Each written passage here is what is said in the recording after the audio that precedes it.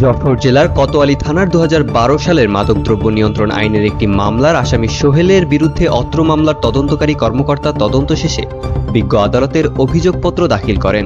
মামলাটির বিচারিক কার্যক্রম শেষে ঘটনার সাথে আসামি সোহেলের সম্পৃক্ততার প্রমাণ পাওয়ায় বিজ্ঞ আদালত ২২ অক্টোবর ২০২৩ তারিখে আসামিকে যাবজ্জীবন কারাদণ্ড সহ ৫,০০০ টাকা জরিমানা অনাদায়ে আরও ১ মাসের কারাদণ্ডের সাজা প্রদান পূর্বক গ্রেফতারি পরোয়ানা ইস্যু করেন। উক্ত গ্রেফতারি পরোয়ানা জারি হওয়ার পর র‍্যাব-৬ যশোর ক্যাম্পের গোয়েন্দা দল যাবজ্জীবন সাজাপ্রাপ্ত আসামিকে গ্রেফতারের লক্ষ্যে গোয়েন্দা তৎপরতা বৃদ্ধি করে।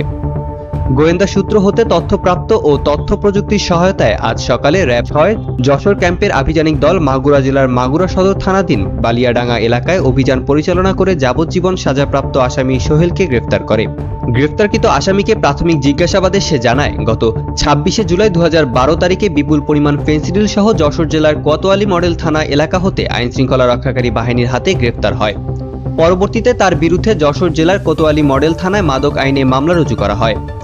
উক্ত মামলায় গ্রেফতারকৃত আসামি প্রায় ২ মাস জেল হাজতে থাকার পর বিজ্ঞ আদালত হতে জামিনে মুক্তি লাভ করে নিয়মিত বিজ্ঞ আদালতে হাজিরা না দিয়ে নিজেকে আত্মগোপন করে। গ্রেফতারকৃত যাবজ্জীবন সাজাপ্রাপ্ত আসামি একজন পেশাদার মাদক ব্যবসায়ী। উক্ত মামলায় জামিনে এসে পুনরায় মাদক ব্যবসা অব্যাহত রেখেছিল।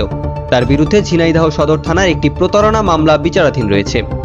পরবর্তীতে আইনগত ব্যবস্থা গ্রহণের জন্য গ্রেফতারকৃত আসামিকে মাগুরা জেলার মাগুরা সদর থানায় হস্তান্তর করা হয়।